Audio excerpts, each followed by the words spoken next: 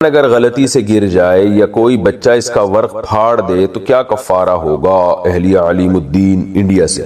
کوئی کفارہ نہیں ہے، بچہ تو ویسے بھی شریعت کا احکام کا مکلف نہیں ہے۔ بچے کو محبت سے بتا دیں بیٹا قرآن ہے، اس کا ادب کرتے ہیں، اس طرح نہیں پھاڑتے۔ گر جائے تو اٹھا کے رکھ لیں، اس کو چوم کے رکھ لیں، بس اور کچھ نہیں ہے، اس کا کوئی کفارہ نہیں ہے۔ جان کر کوئی مسلمان اس طرح نہیں کرتا۔ گھر میں تعمیر سے بیماریاں آنا۔ میری شادی کو 6 مہینے ہونے والے ہیں۔ شادی سے پہلے میں بالکل بیمار نہیں ہوتی تھی، جبکہ شادی کے بعد بہت بیمار رہنے لگی ہوں۔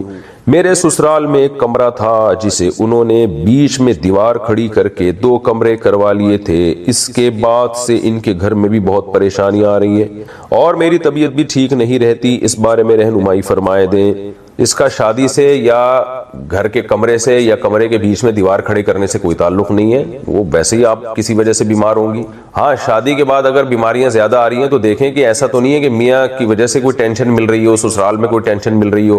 وہ ٹینشن کی وجہ سے بیماری آئی تو الگ بات ہے، لیکن کمرے کا، تعمیر کا، شادی کا، ان چیزوں سے کوئی دخل نہیں ہے۔ بلکہ شادی کے بعد تو مرد کی بھی صحت اچھی ہوتی ہے، خاتون کی بھی صحت اچھی ہوتی ہے۔ تو کسی ڈاکٹر سے رابطہ کریں، اس کو اپنی پوری صورتحال بتائیں تو وہ مرض ٹریس کر سکتا ہے۔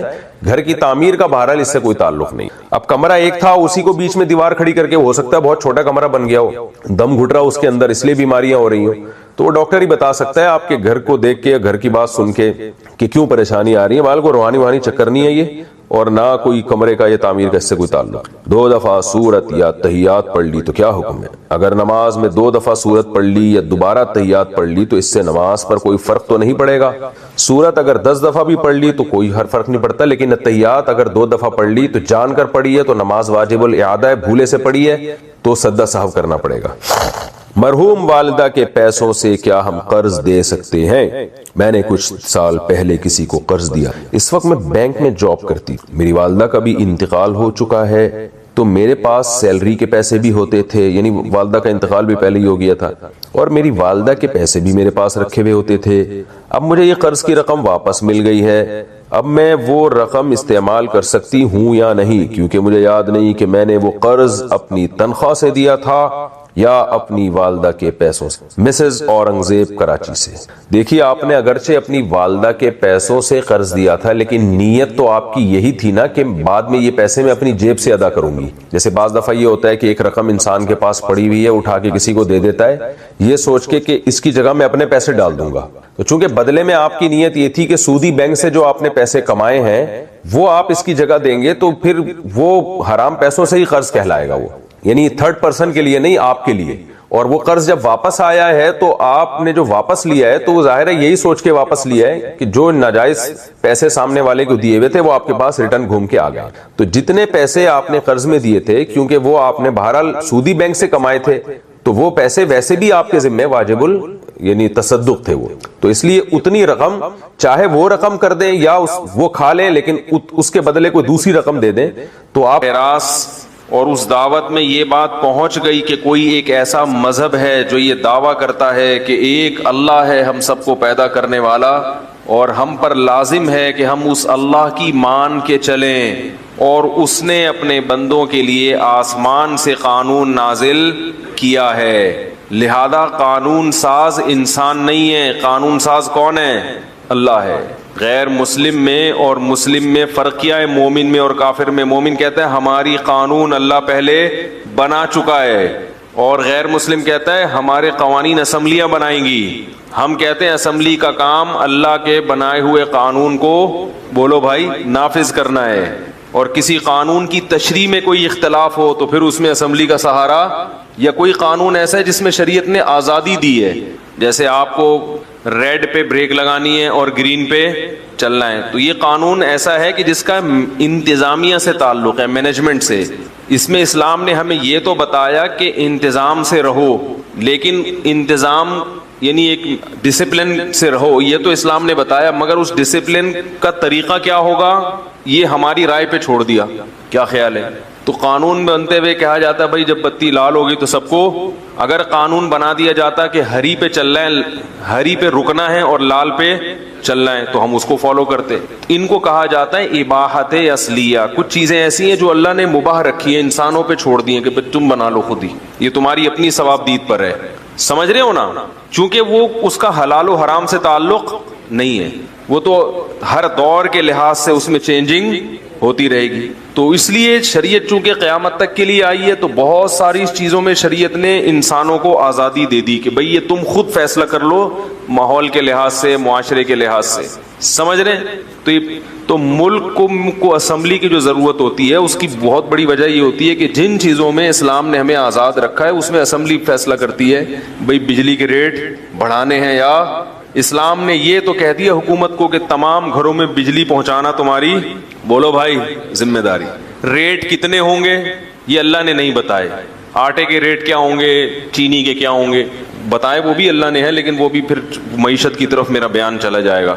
تو لیکن جو اصل قانون ہے حلال حرام, الاؤڈ ناٹ الاؤڈ, یہ کس نے نازل کیا ہے؟ اللہ نے. اس میں ہمیں رائے کے دخل کی ضرورت نہیں ہے, جبکہ غیر مسلم اس میں بھی قانون کو فالو کرتا ہے. ان کے ملک میں قانون ہوگا الاؤ تو بس الاؤ ہے, وہ یہ نہیں دیکھتے کہ اللہ کے ہاں الاؤ ہے یا نہیں ہے. تو قرآن کہتا ہے کہ اہل جہنم کہیں گے کہ ہمارے پاس کوئی ڈرانے والا آیا تھا, یقیناً آیا تھا, جبکہ ہم دیکھتے ہیں کہ پیغمبر سب کے پاس نہیں جاتے.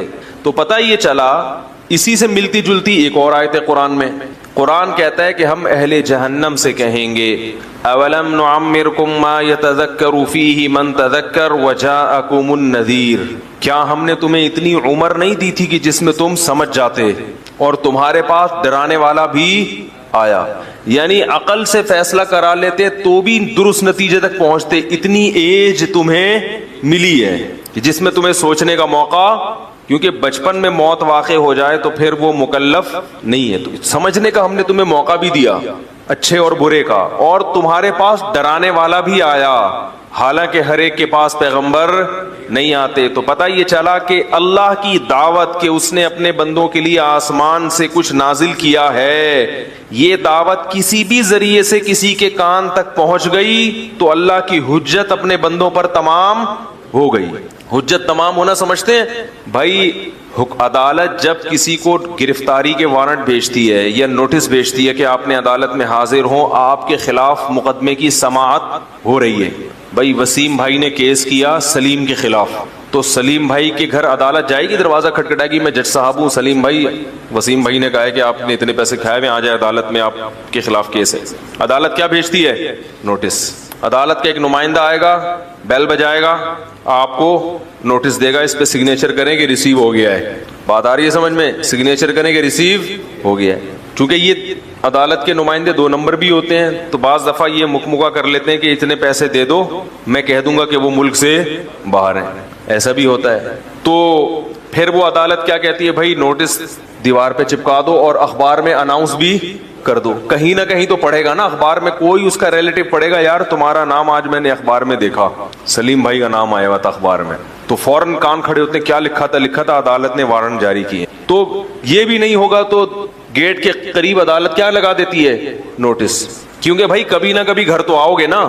اس کے بعد بھی اگر آپ عدالت میں حاضر نہیں ہوتے تو عدالت کیا کرتی ہے؟ آپ کے خلاف فیصلہ سنا دیتی ہے. پھر آپ عدالت میں آ کے یہ کہو کہ مجھے تو نوٹس کا پتہ ہی نہیں چلا, تو میرے خلاف فیصلہ کیوں سنایا؟ تو عدالت کہے گی کہ اولم نعمرکم ما یتذکر فیہ من تذکر وجاءکم النذیر, کیا تمہارے پاس میرا نوٹس نہیں پہنچا؟ گیٹ پہ بھی لگا دیا اور اخبار میں بھی اناؤنس کر دیا, اور خود بھی تم مجرم تھے, تمہیں پتا تھا کہ میرے خلاف عدالت میں کوئی جائے گا, تو اب تمہارا یہ عذر قابل قبول نہیں ہے. تو اسی طرح یاد رکھیں, اللہ نے فیس بک کے ذریعے بھی غیر مسلموں کے کان میں علماء کی دعوت پہنچائی. میں نے بتایا نا, ایک سکھ نے اسلام قبول کیا, واٹس ایپ کے ذریعے اس تک اسلام کی دعوت پہنچی. رسول اللہ صلی اللہ علیہ وسلم کی احادیث واٹس ایپ کے ذریعے پہنچتی تھی, تو اس کو متاثر ہوا کہ یار یہ کیا ہے, یہ کس کی تعلیمات ہیں.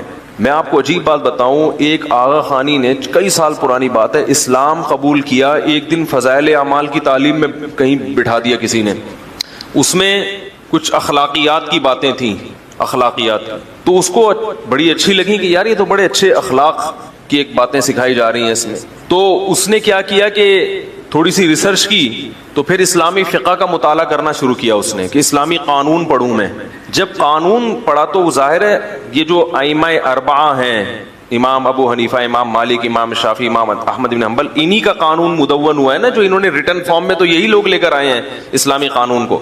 ان کی کتابیں پڑھی تو حیران ہو گیا کہ یار یہ تو آکسفورڈ یونیورسٹی میں بھی یعنی اس طرح کی جو بحث ہے اور اس طرح قانون کی باریکیوں میں جا کے ڈیبیٹ کرنا، یہ تو آکسفورڈ یونیورسٹی میں آج پڑھایا جا رہا ہے. تو اس نے کہا کہ یہ لوگ کب پیدا ہوئے تھے؟ پتا چلا کوئی 80 ہجری میں، کوئی 150 ہجری میں.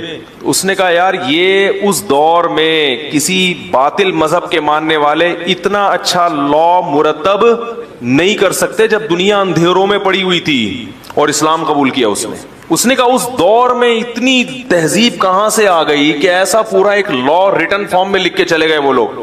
آج ایک بہت بڑے ڈاکٹر تھے، ڈاکٹر سے مراد میڈیکل والے ڈاکٹر نہیں، وہ جو پی ایچ ڈی ڈاکٹر ہوتے ہیں اور کے ایس پی ایل یونیورسٹی کے پروفیسر بھی ہیں، انہوں نے بتایا کہ گوروں نے اس بات کا اعتراف کیا ہے کہ ہم نے جو لا ہے نا، جو باقاعدہ ملکوں میں نافذ کیا گیا، اس لا کو سیکھا اور اس کی اصل بیس مسلمانوں سے لی ہے. نہیں یاری بات سب، یہ جو ہدایہ ہے نا فقہ کی کتاب، یہ کئی سو سالوں تک لندن کی یونیورسٹیوں میں پڑھائی جاتی رہی ہے. اس کا جو کتاب القضاء ہے، یعنی جو عدالت سے متعلق قوانین ہیں، کیونکہ جب اسلام دنیا میں آیا دنیا اندھیروں میں ڈوبی ہوئی تھی. وہ لا ان کے پتہ ہے کیا لا قوانین کیا ہوتے تھے؟ توہمات کی بیسس پر ان کے قوانین چلتے تھے. بادشاہ سلامت، جس کا دل، جس کے چاہیں گردن اڑا دیں اور جس کو چاہیں.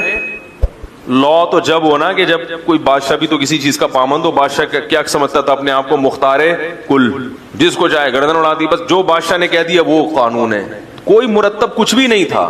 اسلام دنیا میں آیا ہے، اسلام نے، نبی صلی اللہ علیہ وسلم نے کچھ اصول بیان کیے. ایک پہلا اصول نبی نے کیا بیان کیا عدالتی قوانین کا؟ البینۃ علی المدعی والیمین علی من انکر. بڑا زبردست ایک لا ہے جو پوری دنیا میں چل رہا ہے. دلیل اس کے ذمہ ہوگی جو دعویٰ کرے گا. بھائی عدالت میں جب بھی کوئی جائے گا تو دلیل کس کے ذمہ ہوگی؟ جو دعویٰ کرے گا. اور جو دعوے سے انکار کرے گا اس کے ذمہ دلیل نہیں ہے، اس کے ذمہ قسم ہے. یہ اصول فقہ میں پڑھایا جاتا ہے کیونکہ یہ نبی کی زبان سے نکلا ہوا قانون ہے نا، تو تمام فقہاء نے اس کو اصول فقہ میں ایک بیسک لا کے طور پہ لیا ہے. اس کے بڑے فائدے ہیں. جنہوں نے یہ لا نہیں پڑھا نا وہ پھینکتے رہتے ہیں، وہ قضاء عمری کا انکار کر دیتے ہیں. وہ کہتے ہیں قضاء عمری پر کوئی حدیث بتاؤ. اللہ کے بندو، دلیل اس کے ذمہ ہوتی ہے تو کیا کرتا ہے؟ دعویٰ کرتا ہے. آپ چونکہ یہ نماز میں تو اصل یہ کہ جب وہ ایک دفعہ لازم ہو گئی تو قیامت تک کے لیے لازم ہو گئی، جب تک پڑھو گے نہیں ذمے سے ساقط نہیں ہوگی. آپ نے یہ دعویٰ کیا ہے کہ نماز بغیر پڑھے توبہ، صرف توبہ سے معاف ہو جائے گی، تو دلیل کس کے ذمے ہے؟ آپ کے ذمے ہے. تو آپ بتاؤ قرآن و سنت میں کوئی ایک ایسی دلیل کہ جس نے 20 سال نمازیں چھوڑی ہوں تو وہ بغیر پڑھے کیا ہو جائیں گی؟ معاف ہو جائیں گی. دین اللہ احق ان یقضى، حدیث میں آتا ہے اللہ کا قرضہ اس بات کے زیادہ لائق ہے کہ اس کو ادا کیا جائے. جیسے انسانوں کا قرضہ محض توبہ سے معاف نہیں ہوتا، پیسے دینے پڑتے ہیں. وسیم بھائی سے آپ نے 1 کروڑ روپے لیے، ٹائم تھا 1 مہینے بعد، 1 مہینے بعد دیتے تو ادا کہلاتا کہ بھائی ٹائم پہ ادا کر دیا. آپ نے ڈیلے کر دیا. وسیم بھائی تپے ہوئے ہیں غصے میں، یار 1 مہینے کا ٹائم دیا تھا اور اب تک اس نے دیے نہیں. 1 سال ہو گیا، 2 سال ہو گئے، 10 سال ہو گئے، دینا تو پڑے گا نا آپ کو. 10 سال کے بعد وسیم بھائی کہیں آپ کو ٹکرائے، ان کی آنکھیں لال پیلی غصے سے، آپ نے سوری کیا. اس نے کہا چل اس سوری کی وجہ سے میں نے تجھے معاف کر دیا، اللہ اب دے دے. آپ نے دوں گا تو اب بھی نہیں. توبہ سے یہ تو ہو جائے گا، سوری سے کہ آپ جو 10 سال لیٹ کر رہے ہو وہ لیٹ پہ کوئی الگ سے جرمانہ نہیں لگا. کیا خیال ہے؟ الگ سے جرمانہ بھی نہیں لے رہا، وہ معاف بھی کر دیا اس نے یہ جرم. لیکن قرضہ تو آپ کے والد کو بھی دینا پڑے گا. تو اللہ کا قرضہ بھی بہرحال، نماز ایک قرض ہے آپ کے ذمے. جب آپ اسلام لے آئے تو وہ قرض ہو گئی ہے، واجب ہو گئی. اب 20 سال کے بعد قضاء عمری اگر پڑھ رہے ہو تو جرم کر رہے ہو، جو وقت پر پڑھنے کی چیز تھی ٹال دی. اس جرم کی سزا تو توبہ سے معاف ہو جائے گی، مگر وہ قرضہ ذمے سے ساقط نہیں ہوگا. قرضہ رہنا اصل ہے، ساقط ہونے کا جو دعویٰ کرے وہ مدعی ہے، اس کے ذمے ہے کہ وہ قرآن و حدیث سے کوئی دلیل پیش کرے. تو چونکہ میں بتا رہا ہوں آج کل علم میں گہرائی نہیں ہے، گہرائی نہیں ہے. سرسری چیزیں چند ادھر سے پڑھ لی ادھر سے پڑھ لی اور مفتی بنے پھرتے ہیں، مجتہد بنے پھرتے ہیں. اسی وجہ سے چاروں ائمہ کے نزدیک قضاء عمری واجب ہے، کیونکہ وہ اصول فقہ جانتے تھے وہ. اور ایک اور اصول ہمیں نبی نے بتایا جو فقہا نے رسول اللہ صلی اللہ علیہ وسلم کے کلام سے اخذ کیا ہے، الیقین لا یزول بالشک. یہ پوری دنیا کے میں یہ قانون اسی طرح چل رہا ہے، یقینی چیز شک سے زائل بولو بھائی نہیں ہو. اب میں اس کو مثال سے سمجھاؤں. دیکھو میں نے اصل کیا ہے، مدعی وہ ہوتا ہے جو اصل کے خلاف. زیادہ خشکی تو نہیں ہوگی آپ کہیں کیا پروفیسر بن کے بیٹھ گئے ہم لوگ. چند مثالیں دے رہا ہوں تاکہ آپ کو سمجھ میں آئے کہ اسلام کے جو قوانین تھے وہی گوروں نے لیے ہیں. گوروں نے اس بات کا خود اعتراف کیا ہے کہ ہم کیا تھے، ہمیں تو کچھ بھی نہیں پتا تھا. پوری قوانین ہمارے لیے ہیں، پھر ان میں چینجنگ کی ہے انہوں نے. لیکن جو ان کو اسٹرکچر ملا ہے وہ کہاں سے ملا ہے؟ مسلمان. کیونکہ اس سے پہلے کوئی نظیر ہی نہیں تھی اس کی نا. ریٹن لکھے ہوئے قوانین اس طرح سے مرتب تھے ہی نہیں دنیا میں. ریٹن فارم میں اتنے مرتب اور مہذب قوانین دنیا میں کسی کے پاس تھے ہی نہیں. تو وہ کیا ہو، تو اس لیے یہاں سے لیے ہیں، پھر اس میں چینجنگ ہوتے ہوتے اب بہت تبدیلیاں کر لی ہیں، بالکل یہ ایک الگ رخ پہ چل پڑے. تو تہذیب دنیا کو سکھائی کس نے ہے؟ اسلام نے. ایک گورے نے تو یہاں تک لکھا ہے، میں نے خود پڑھا ہے، کہ اگر اسلام دنیا میں نہ آتا دنیا گندگی کا ڈھیر ہوتی. دنیا کیا ہوتی؟ غلاظت اور گندگی کا ڈھیر. کیونکہ سب سے پہلے صفائی کا جو انٹروڈکشن ہے وہ کس نے کرایا؟ صفائی کے لفظ سے متعارف کس نے کروایا؟ اسلام نے. جب یہ متعارف ہو گیا پھر ایک چیز ایک ٹریک پہ چل پڑتے ہیں تو کسی کی سپیڈ تیز ہوتی ہے، کسی کی سلو ہوتی ہے. ٹریک پہ چلانے والا کون ہے؟ اسلام ہے. تو البقاء ما کان علی ما کان ایک اصول ہے فقہ کا، کہ جو چیز جیسے تھی ویسے ہی سمجھی جائے گی جب تک کہ اس کے خلاف کوئی مضبوط دلیل قائم نہ. تبھی کہتے ہیں نا عدالت میں شک کا فائدہ کون اٹھاتا ہے؟ ارے کوئی وکیل بیٹھا ہے، شک کا فائدہ ہمیشہ مجرم کو ہوگا. بھائی جس کے خلاف کیس ہے نا، اگر عدالت کے سامنے یہ شک ہو جائے کہ پتہ نہیں اس نے جرم کیا بھی ہے یا نہیں کیا، معمولی سا بھی شک پیدا ہو گیا تو فائدہ کس کو جائے گا؟ شک کا. مجرم کو. سزا کیا ہو جائے گی؟ معطل. کیونکہ جرم کے ثبوت کے لیے یقین چاہیے. ذرا سا بھی شبہ ہوا تو کیا ہو گیا؟ یہ کیوں ہے؟ الیقین لا یزول بالشک. یقین شک سے زائل نہیں ہوتا. کیونکہ اصل ہر آدمی میں یہ ہے کہ مجرم نہیں ہے، یہ یقینی چیز ہے. جرم کے لیے یقین ہونا ضروری. زنا کے لیے اسلام نے 4 گواہ رکھے ہیں. کیوں؟ اصل ہر شخص میں یہ ہے کہ وہ زنا نہیں کرتا. تو جب تک اتنا پکا ڈھکا ثبوت نہیں ہوگا اسلام اس کو قبول نہیں کرے گا. 2 گواہ رکھے. دوسرے جرائم کے لیے جرم کی نوعیت زیادہ تھی تو اس کے لیے قانون بھی کیا بنا دیا؟ سخت بنا دیا. تو یہ پورا قضا کا جو باب ہے، پورے جو ہماری عدالتی قوانین ہیں، یہ جو دنیا میں رائج ہیں، بیسک اس کی سب نے مسلمانوں سے لی ہیں. تو خیر میں اس آغا خانی کے بتا رہا تھا، کئی سال پہلے اس نے اسلام قبول کیا. اس نے کہا یار یہ جو لا ہے، یہ جو لکھا گیا اور اتنے ڈیبیٹ اس میں ذہین اور ان لوگوں کے دلائل، مثال کے طور پر میں ایک دلیل دیتا ہوں آپ کو، اس سے پتہ چلے گا فقہا کی مینٹل اپروچ کیا تھی. فقہا میں ایک مسئلے میں اختلاف ہوا ہے. آج ہی ایک خاتون آئیں، وہ خود اسلام قبول کر لیا مگر شوہر آغا خانی ہے. تو ایسا ہوا ہے کئی دفعہ اسلامی تاریخ میں، بیوی نے اسلام قبول کیا مگر شوہر نے بولو بھائی نہیں کیا. اب اس مسئلے میں اختلاف ہوا فقہا کا کہ بیوی جیسے ہی اسلام قبول کرے گی کیا نکاح ٹوٹ جائے گا؟ دیکھو دونوں میں سے ایک کافر ہو جائے تو فوراً نکاح ٹوٹ جاتا ہے. کیونکہ مسلمان اور کافر کا نکاح، کیا خیال ہے بھائی؟ مسلمان اور کافر کا نکاح نہیں ہو سکتا. تو اگر دونوں مسلمان تھے اور ایک مرتد ہو جائے، ایک قادیانی ہو گیا یا ایک بالکل عیسائی ہو گیا یا کوئی بھی کافر ہو گیا، ہندو ہو گیا، تو فوراً نکاح کیا ہو جائے گا؟ ٹوٹ جائے گا. یہ سب فقہا کے درمیان مسئلہ کیا ہے؟ اب اتفاقی ہے نا، تو بول لو نا بھائی، اتفاقی ہے یہ مسئلہ. لیکن اس کے اپوزٹ اگر ہو جائے، دونوں غیر مسلم تھے تو ان کا نکاح تھا نا، اسلام مانتا ہے غیر مسلموں کے نکاحوں کو بھی اسلام مانتا ہے. جو ہندو سے شادی کرے، عیسائی سے شادی کرے تو اسلام میں وہ بھی کنسیڈر ہے، یعنی اس کو بھی اسلام نکاح بھی مانے گا اور اس کی اولاد کو بھی ثابت نسب مانے گا. اسلام میں قانون یہ ہے کہ غیر مسلم اپنے اخپل طریقے سے اگر نکاح کرتے ہیں تو اسلام اس نکاح کو معتبر بولو نا بھائی مانتا ہے. کیونکہ اسلام کہتا ہے کہ وہ ان کو لیے مسلمانوں والی طریقے سے نکاح کرنا ضروری نہیں ہے. اس قوم میں جس طریقے سے رواج ہوگا اسلام اس کو معتبر مانے گا. تو اب غیر مسلموں نے اپنے طریقے سے نکاح کیا، دونوں غیر مسلم تھے، ان دونوں میں سے ایک نے اسلام قبول کر لیا، شوہر نے یا بیوی نے. جب ایک نے اسلام قبول کیا تو دوسرا کافر ہے، تو ظاہر ہے نکاح فوراً کیا ہوگا؟ لیکن نہیں ٹوٹے گا. کیا ہوگا؟ امام حنیفہ رحمہ اللہ تعالیٰ کہتے ہیں نکاح ان دونوں کا نہیں ٹوٹے گا، لیکن رہ بھی نہیں سکتے کیونکہ مسلمان اور کافر ایز یعنی نکاح کے طور پر میاں بیوی بن کے نہیں رہ سکتے مگر نکاح ٹوٹا نہیں ہے. اب عجیب مصیبت ہے کہ نکاح بھی نہیں ٹوٹا اور رہ بھی نہیں سکتے, تو ہوگا کیا؟ وہ کہتے ہیں کہ بھائی دیکھو, اگر ہم دونوں میں سے ایک کے اسلام لانے کو یہ کہیں کہ اس سے نکاح ٹوٹ رہا ہے تو اس کا مطلب اسلام سبب بن رہا ہے توڑ کا. اسلام توڑ کا سبب نہیں بنتا. اسلام ہمیشہ کس کا سبب بنتا ہے؟ جوڑ کا. اسلام رشتے جوڑنے کے لیے آیا ہے, رشتے توڑنے کے لیے نہیں آیا. دونوں میں سے ایک کافر ہو گیا تو نکاح فوراً ٹوٹے گا, کیونکہ ہم کہیں گے کیوں ٹوٹ رہا ہے کہ ایک نے اسلام چھوڑ دیا ہے, تو اسلام کا چھوڑنا تو نکاح کے ٹوٹنے کا ذریعہ بنے گا, اسلام لانا نکاح کے ٹوٹنے کا ذریعہ نہیں بنتا. لیکن اب ساتھ رہ بھی نہیں سکتے, اب ہوگا کیا؟ ان میں جدائی بھی کرنی ہے. تو وہ کہتے ہیں فقہا کہ اگر شوہر نے اسلام قبول کیا ہے تو بیوی عدالت میں کیس کرے. شوہر نے اسلام قبول کیا تو شوہر عدالت میں کیس کرے کہ میں مسلمان ہو گیا ہوں مگر میری بیوی اسلام نہیں لائی.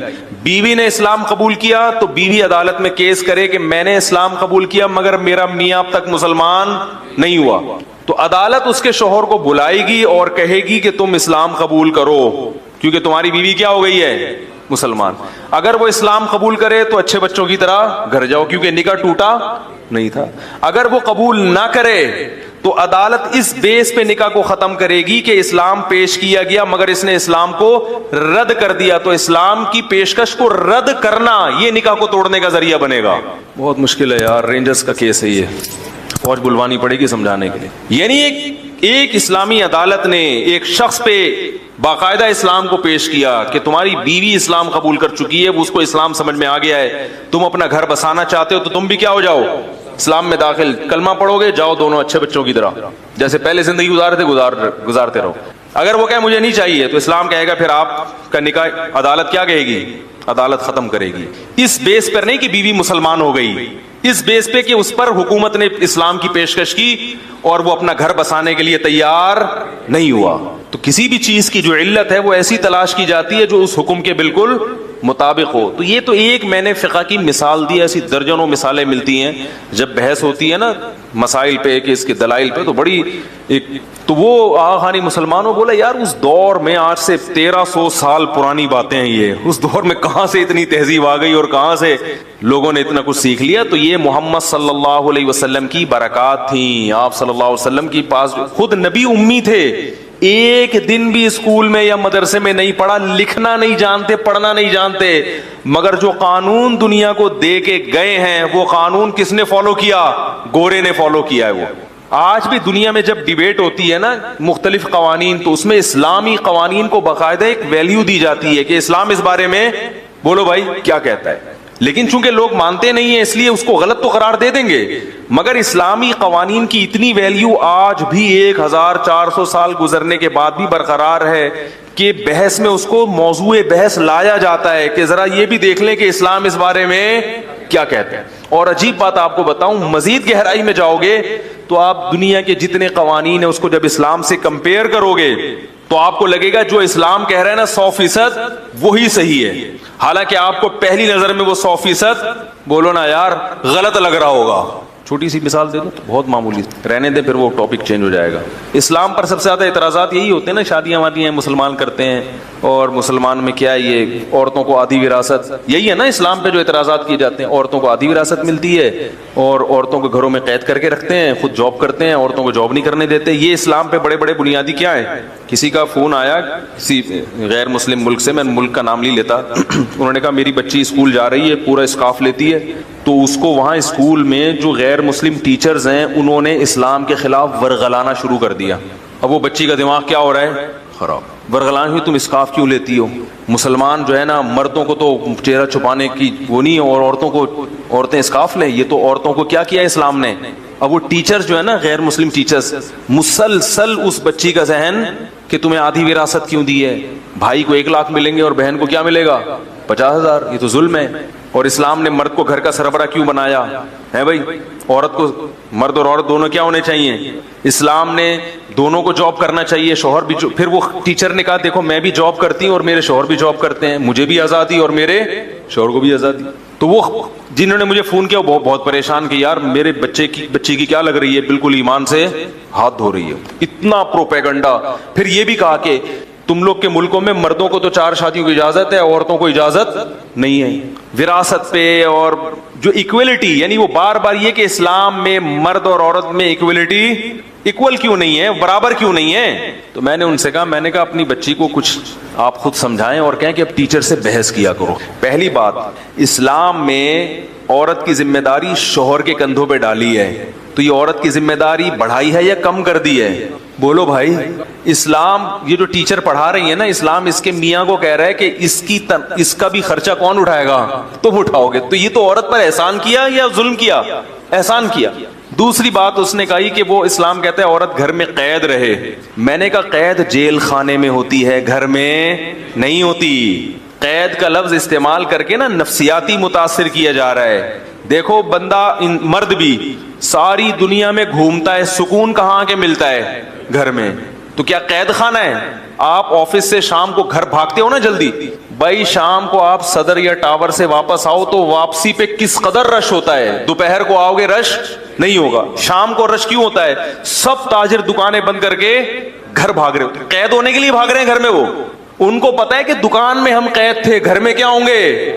کھلا کھائیں گے تے ننگا نہائیں گے. پنجابی لوگ مثال دیتے ہیں. ہم ایک دفعہ سفر میں تھے تو میرے ساتھ لاہور کے کچھ ساتھی تھے. اس وقت مجھے پتا چلا لاہوری بڑے ماشاءاللہ کھلے ڈلے بہت ہوتے ہیں, ماشاءاللہ بڑی کھلی ڈلی اسپیکنگ ہوتی ہے ان کی. تو کچھ لاہور کے بھی تھے, تو ہم سفر میں تھک گئے. تو جب ہماری سفر سے واپسی تھی تو وہ لاہور والے ہمارے 2 بڑے پیارے لڑکے تھے, بڑے اچھل رہے تھے. وہ پنجابی میں کہہ رہے تھے بڑی موجہ ہی موجہ, آپ گھر جا رہے ہیں تے کھلا کھائیں گے تے ننگا نہائیں گے. گھر تو سکون کی جگہ ہے, وہاں تو مزہ آتا ہے انسان کو. قرآن نے کیا کہا ہے؟ والمحصنات, حصن کہتے ہیں قلعے کو. حصن کسے کہتے ہیں؟ قلعے کو. تو عورت جو گھر میں رہنے والی ہے تو اس گھر کو اللہ نے کیا کہا؟ قلعہ. قلعے میں انسان قید نہیں ہوتا, محفوظ ہوتا ہے.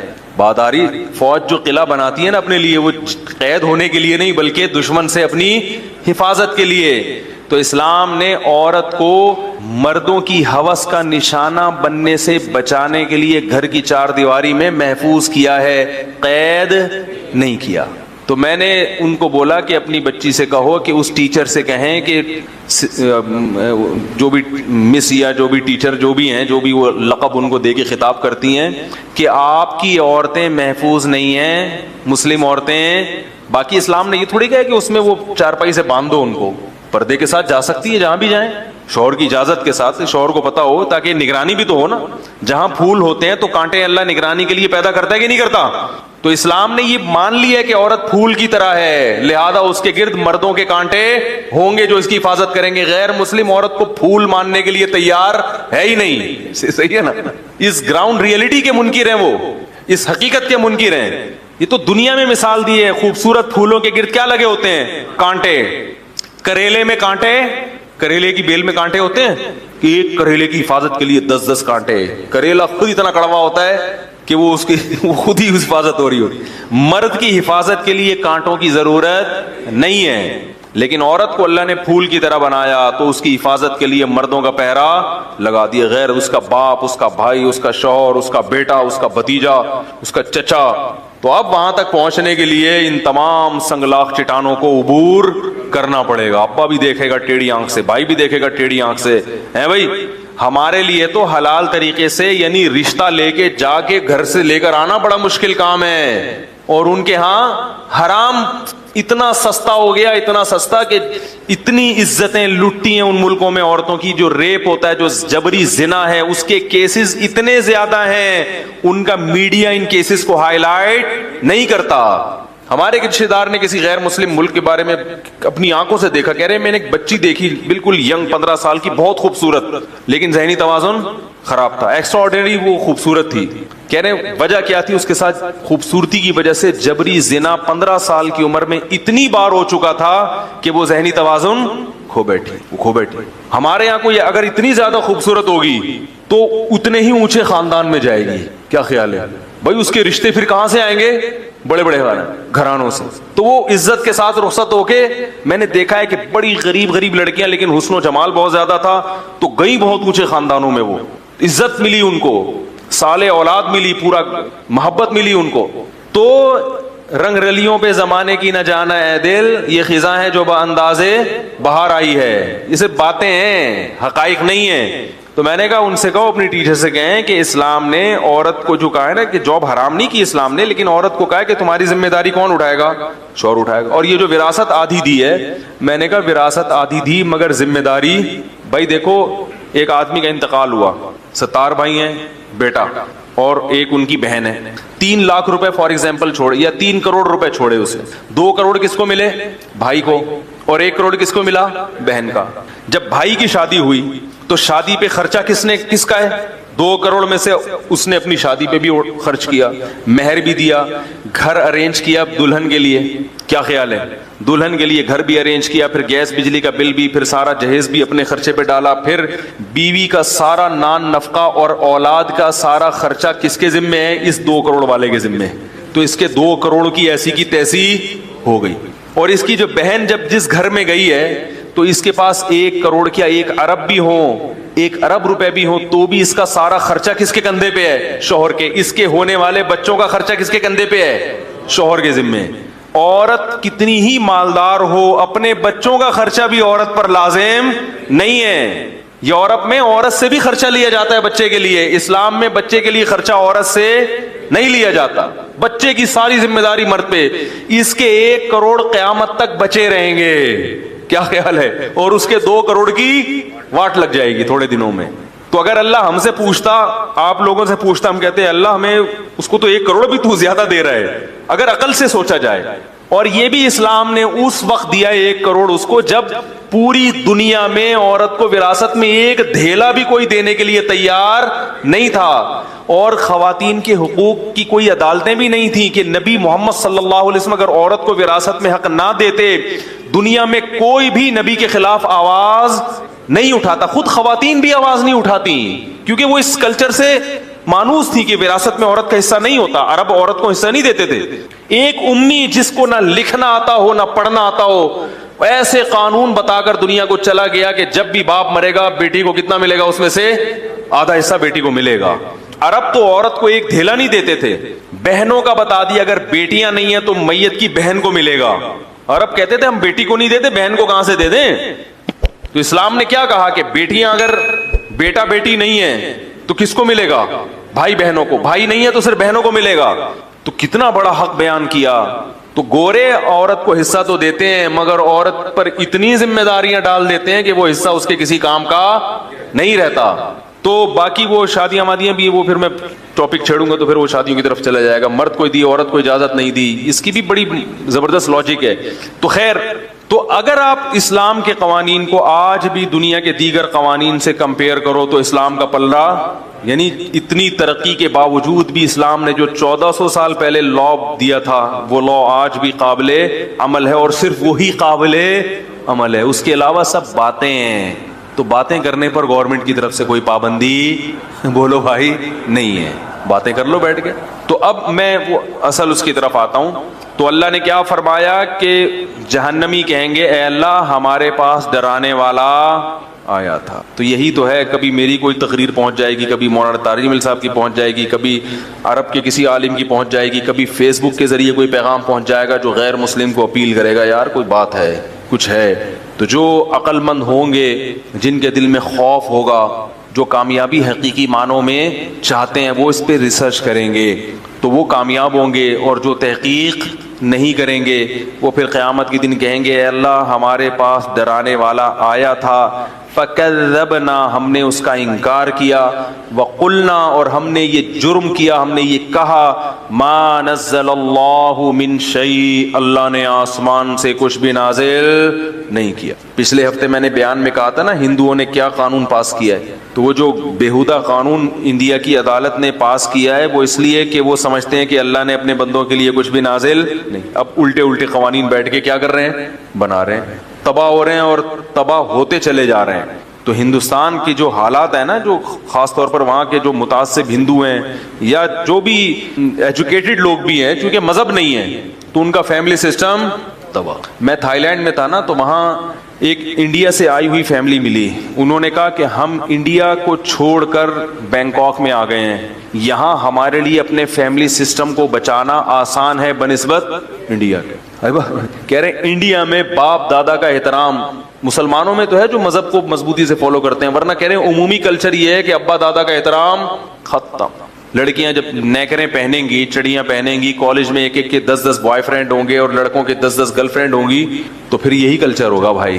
پھر ابا بھائی, وہ بھائی کو دیکھ کے تھوڑا شرما جانا ہے, بھائی بھیا آ رہے ہیں گھر میں, تھوڑا احترام کرنا, یہ سب چیزیں کہاں چلی جائیں گی, دل دے دی, ختم.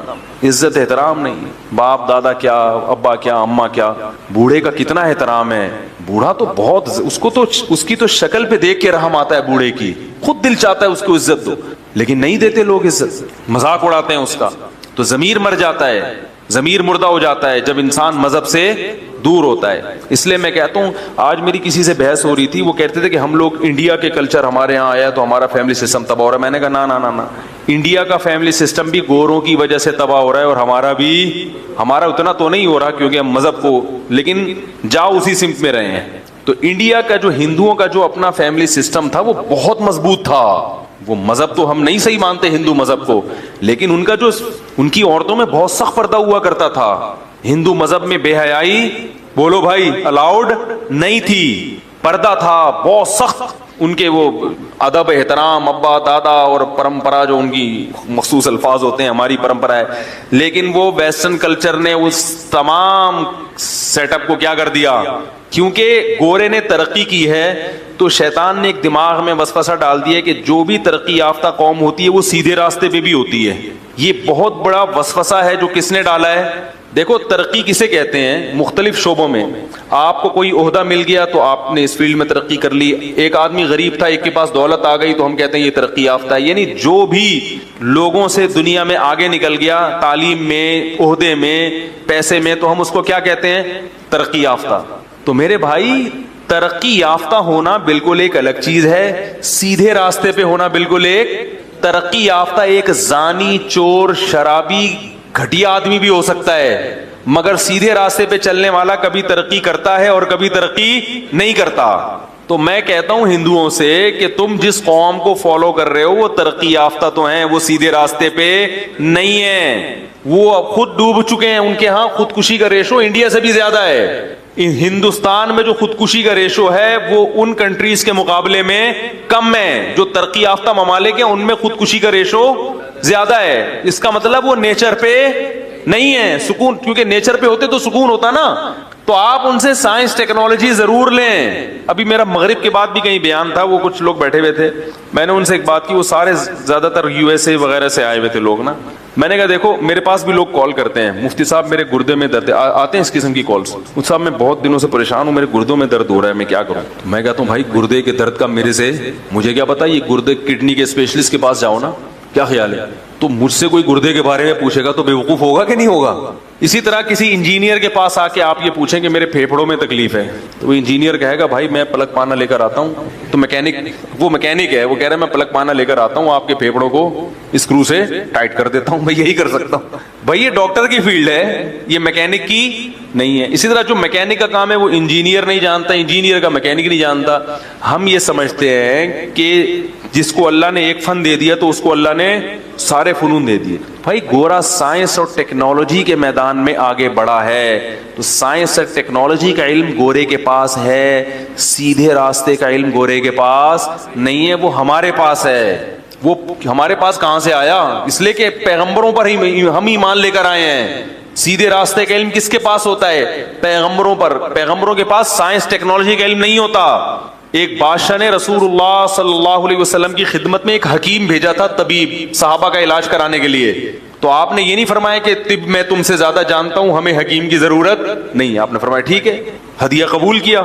اگر وہ بادشاہ کہتا کہ میں آپ کے پاس ایک شخص کو بھیج رہا ہوں جو سیدھا راستہ بتائے گا, تو اللہ کے نبی کہتے سیدھا راستہ تو میں لے کر آیا ہوں.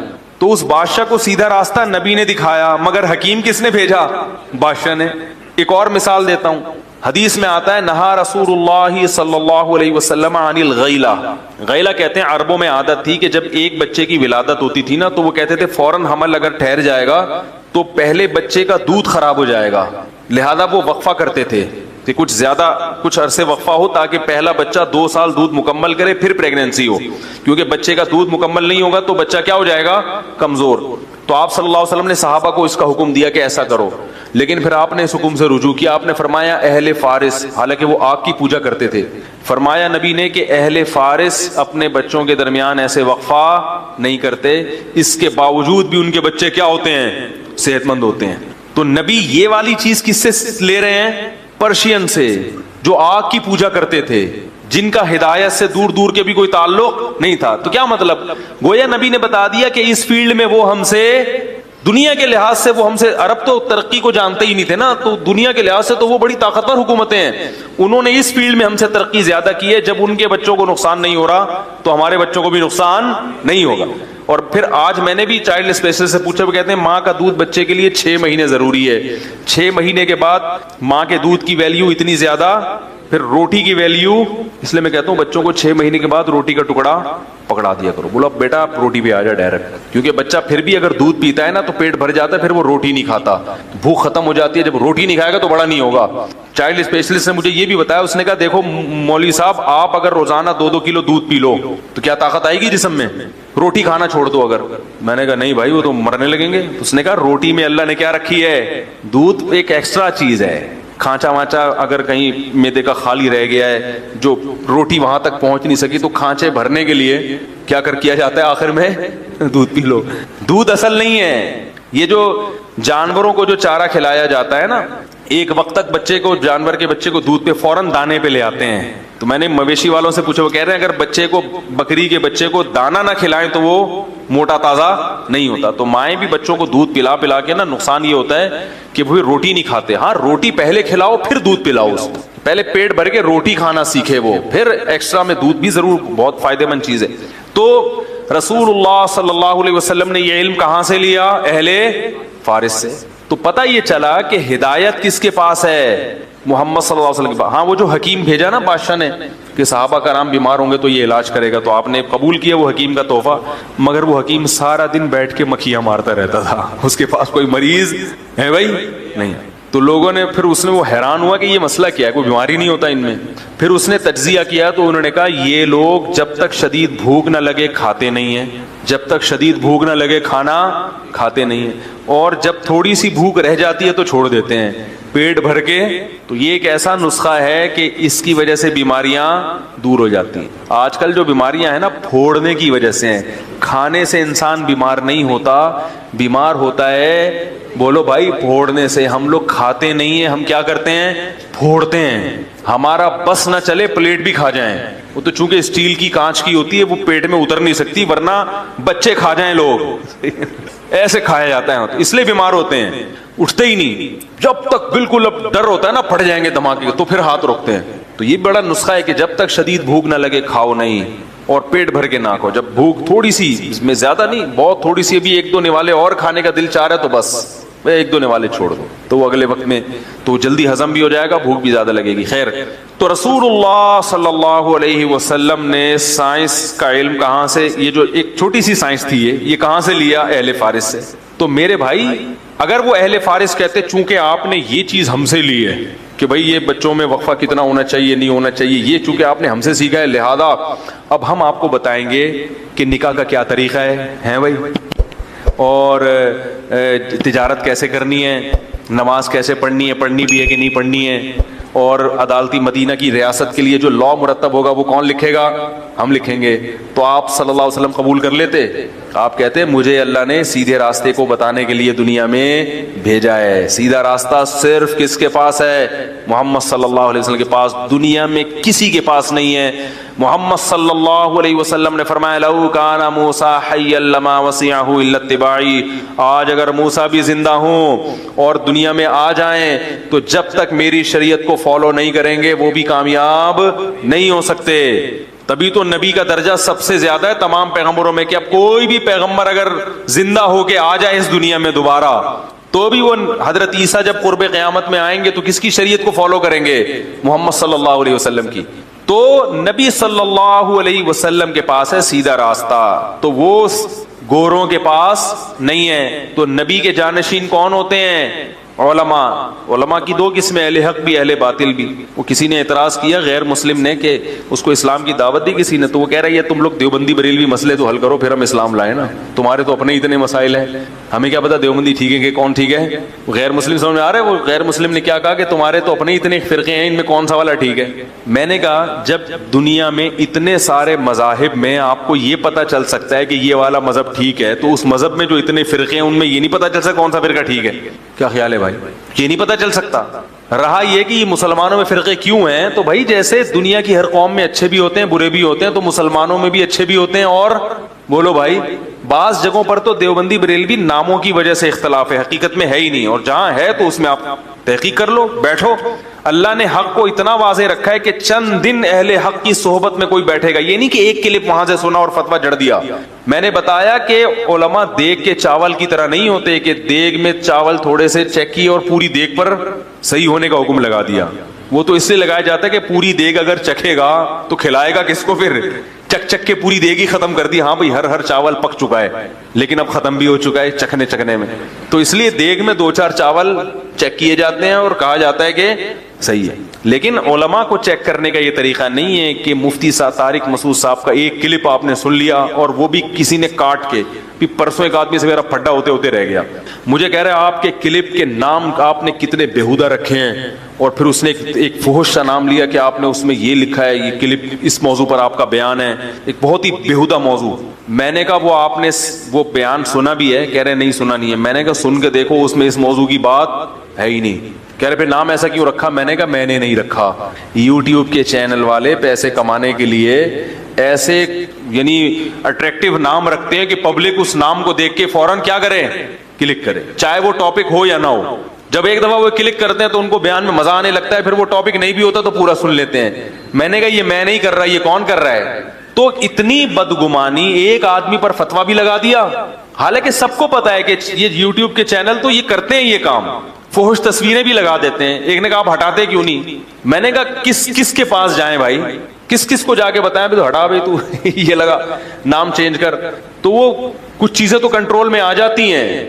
اگر کنٹرول تو سب کو کر سکتے ہیں لیکن پھر سارا دن اس کے علاوہ کوئی کام ہوگا ہی نہیں. تو آپ یہ کیوں نہیں فرض کر لیتے بھائی مولوی صاحب ایک ممبر پہ بیٹھا ہوا ہے وہ ایسی باتیں وہ نہیں کرے گا، آپ سن کے تو دیکھو پوری بات. ایک آدمی نے کہا یہ مفتی صاحب نے بہت بڑی پھینکی ہے. میں نے کہا کیا کہہ رہے ہیں؟ انہوں نے کہا میرے والد روزانہ قرآن ختم کرتے تھے. کہ ان کے والد نے جاب بھی کی ہے بھائی، ان کے والد صاحب نے فیملی بھی تھی ان کی، اس کے بعد روزانہ ایک قرآن ختم، یہ کیسے اسے تو بہت بڑے پھینکو ہیں. ارے پورا بیان سنو. اس میں نے کب کہا کہ ہمیشہ، میں نے کہا 1 مہینہ ان کا یہ معمول رہا ہے جہاز پہ، بحری جہاز پہ فارغ ہوتے تھے شپ پہ، تو پھر وہ روزانہ اس 1 مہینے میں ڈیلی ایک قرآن ختم کرتے. 1 مہینے کی بات کی ہے، وہ پورا سنا نہیں، آدھا سنا اور فتویٰ کس پہ لگا دیا؟ یہ بہت بڑے کیا ہیں، روزانہ پوری زندگی ایک قرآن ختم. تو دیکھ کے چاول کی طرح نا آج علماء کو ٹیسٹ کیا جاتا ہے. وہ یا رسول اللہ والا کلپ سن لیا، ٹھیک ہے، یہ فرقواریت کے بریلویوں کو اس نے کافر بولا ہے. پھر وہ والا کلپ سن لیا، اس میں کہا بھائی یزید کو تو اس نے رحمۃ اللہ علیہ بولا. میں نے رحمۃ اللہ علیہ بولا نہیں یزید کو آج تک، نہ میں یزید کو دودھ سے دھلا ہوا سمجھتا ہوں، میں یزید کے مخالف ہوں. کئی دفعہ بیان میں کہہ چکا ہوں کہ ہمارے نزدیک حضرت علی برحق تھے اور حضرت معاویہ غلطی پر تھے، مگر ہم کہتے ہیں حضرت معاویہ کی اتنی نیکیاں بھی ہیں لہذا صحابی رسول پر طنز کرنے کی آپ کو اجازت نہیں ہے. زبانیں اپنی ان سے کیا رکھو، بند رکھو، کیونکہ تاریخ میں بہت گڑبڑیں بھی کی ہیں. تو اتنی بڑی اقرار کر لیا کہ بھئی حضرت معاویہ غلطی پر تھے، ہم یہ مان لیا، لیکن اس غلطی کی وجہ سے کیا قیامت میں ان کو سزا ملے گی؟ ہم ان کو فاسق فاجر کہیں گے معاذ اللہ؟ یہ جرت ہم بولو بھائی نہیں کر سکتے. آپ کا باپ اگر غلطی کرے تو آپ ابا کا گریبان پکڑو گے، برا بلا کہو گے اس کو، بولے گا بھائی میرا ابا ہے مجھے بہرحال کیا کرنا ہے، احترام کرنا ہے. آپ بولو بھائی میرے ابا نے پھڈا کیا ہے کس سے؟ میرے چاچا نے پھڈا کیا کس سے؟ ابا سے. تو ابا اگرچہ قابل احترام ہے مگر چاچا بھی کون ہے؟ وہ بھی تو ابا کے بھائی ہیں. تو آپ بولو گے بڑوں کا مسئلہ ہے، بڑے ہی آپس میں بیٹھ کے حل کریں گے. ابھی ایک فتنے کا میں بیان تھوڑا سا کسی نے مجھے سنایا. اس نے کہا کہ حضرت علی رضی اللہ تعالی عنہ سے محبت کا تقاضا ہے کہ حضرت علی سے جس نے لڑائی کی اس سے بغض بھی رکھا جائے، ورنہ حضرت علی سے محبت کا دعویٰ قبول نہیں ہوگا۔ میں نے کہا ٹھیک ہے، پھر حضرت ابو بکر سے محبت کا دعوی کا تقاضا یہ ہے کہ حضرت ابو بکر نے جس کو گورنر بنایا اور محبت کی، حضرت عمر نے جس کو گورنر بنایا اور محبت کی، اس سے بھی دشمنی نہ رکھی جائے۔ حضرت معاویہ کو حضرت ابو بکر نے بھی گورنر بنایا، حضرت عمر نے بھی، اور بہت اعتماد کیا ان کے اوپر، تو اگر حضرت معاویہ سے دشمنی رکھو گے تو یہ دشمنی ابو بکر سے دشمنی سمجھی جائے گی کہ نہیں سمجھی جائے گی؟ تو بھائی دلائل تو دونوں طرف ہیں، لیکن پھر بھی ہم یہ کہتے ہیں کہ حضرت معاویہ اصولی لحاظ سے کس پر تھے؟ غلطی، مگر یہ غلطی اجتہادی تھی، حکومت کی لالچ میں وہ اس غلط کو صحیح سمجھ رہے تھے۔ انسان پر دلائل بعض دفعہ کیا ہو جاتے ہیں؟ مشتبہ۔ لیکن بہرحال یہ ٹاپک ایسا ہے، اس کو جتنا چھیڑو گے تو یہ چھڑتا چلا جائے گا، پھر ایک کلپ آئے گا، پھر اس کا جواب۔ تو یہ تو میں نے صرف ایک سمجھانے کے لیے کہ ایک بیان سنتے ہیں، میں یزید کو رحمت اللہ علیہ نہیں کہتا، یزید کے دور میں حضرت حسین کا قتل ہوا ہے تو ہم حضرت حسین کے ساتھ ہیں، ہم یزید کے ساتھ نہیں ہیں۔